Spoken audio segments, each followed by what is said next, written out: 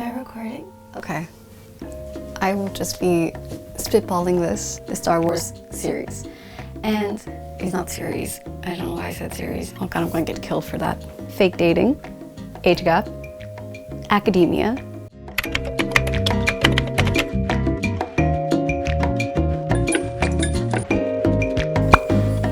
Hi everybody, I'm Susie, and welcome back to 5 to 9 Unwind, where I talk about all of the activities that you do within the period of 5 to 9 p.m., whether it's watching a series, reading a book, or just doing a little unwinding. And today I will be reviewing Ali Hazelwood's Love Hypothesis. I don't think this book is necessarily something very out there, very special. Everybody has to read this, but it is just such a fun read, which is what I think Ali Hazelwood does very well within her writing. So I do admit to myself that I'm not someone that typically reads very heavy books because I don't think my brain capacity within the time period that I allow myself to have can process any of it. So none of these are mine. They belong to a friend of mine actually. But I do love to find myself with a good book and just spend my time by myself reading, because I think it's a very good form of escapism, I must say.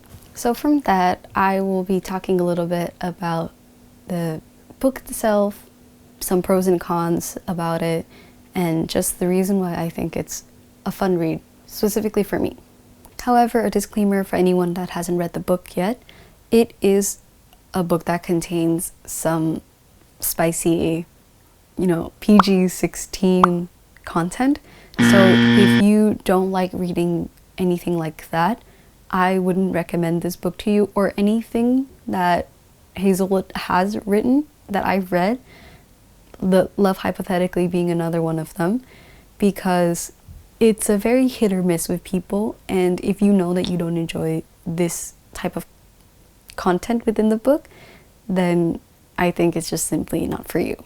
I finished this book within 4 days, which is a long time for me, and concerning the fact that the first 3 days were spent on the first half, and then I burned through, I think, chapters 17 till the end in one night.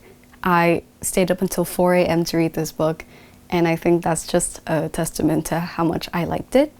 So before I get into talking about what I thought of this one, I would like to just give a little bit of background on what the book is actually about and Ali Hazelwood herself. The Love Hypothesis is Ali Hazelwood's debut novel, which was released in 2021, and it was originally actually inspired by her fan fiction written for Kylo Ren and Rey Skywalker from Star Wars in 2018. Publishers contacted her in order to turn this into a proper novel itself, and there we have the birth of the characters Olive and Adam, who are the main characters of this book. The book follows how these two are in STEM, with Adam being a very high-profile professor and Olive being a research student within her final years. One of the reasons why this book garnered so much attention is because it focuses on the STEM field, along with a lot of other books in Hazelwood's collection, which I actually also have another one over here, the Love Hypothetically. Knowing that Ali Hazelwood was someone who was also a part of STEM made it really interesting. However, that doesn't mean that it didn't garner some negative feedback, because I saw a lot of discourse online on whether the STEM kind of perspective was realistic or not, and there were very divided comments on one side being, oh, this is so refreshing to see women in STEM being appreciated, and just the fact that the main character is a female lead who's in STEM, while others say that a lot of these situations and scenarios within the book are very unrealistic, as well as the character descriptions and just the way that they interact or their relationship are not very appropriate for the major itself. I think that something like this is very fictitious. In knowing that it stems from fanfiction culture itself already, you have to kind of dissociate yourself away from the field itself. I think Ali Hazelwood writes for a specific demographic who are a lot younger than people expect. And in this way, the idea of approaching STEM feels more human, if I would say that. There's just some aspect about the way that she writes that makes it not a scary subject.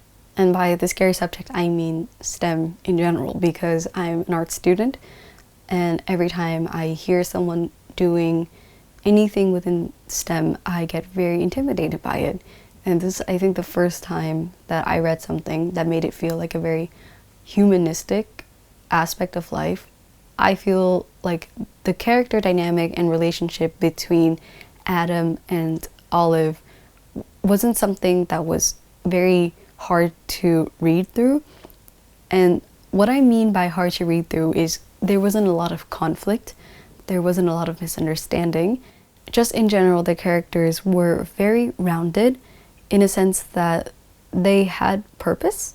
At least I felt like they had very clear ideas of what they had wanted or how they thought, whether it was a good or bad intention.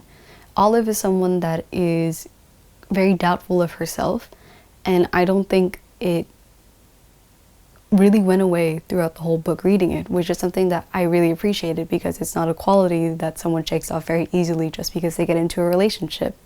Adam, on the other hand, very elusive, a very hard to read character in the beginning. However, something that I think Hazel does very well in is putting it into different characters' perspectives, even though it's written mainly in Olive's. There's a part within the book where you get to see Adam's perspective on it, at least in my book. I'm not really sure if it's in any other edition, and the way that he feels with their interaction. With the characters out of the way, I also want to talk about the plot. So the main trope of the book I would consider is fake dating, which I think is my first time actually reading a book on fake dating. And the female lead, Olive, finds herself in a sticky situation where her best friend An is currently crushing on someone that she used to have a thing for. And An is a character who is very pushy for Olive, I think. And I do blame this on the Vietnamese trait of just really being persistent in trying to get any information out of people. Moving on to my initial reactions during, before, and after. I obviously got this book as a recommendation from my friend. However, it wasn't the first time that I had heard of it. I had seen this book floating all over TikTok, and that kind of gave me a very negative connotation towards it because I don't know if I trust books on TikTok. I read a few that I wasn't a big fan of. Yeah.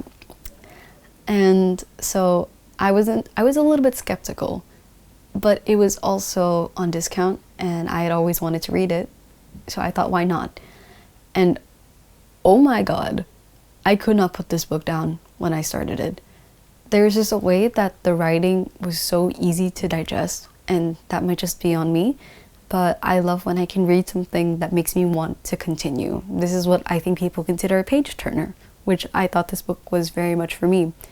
And I knew that I had enjoyed this book because even after it was done, I'd be flipping back through pages or just specific scenes that I really enjoyed, and going to the extent of searching online to see more about which books are very similar to this one, or just what people had thought about this book in general, which I found very interesting. The book is something I would categorize within young adult novels, definitely, but it's not a bad thing because it was something that I was looking to read anyways in this category and aspect.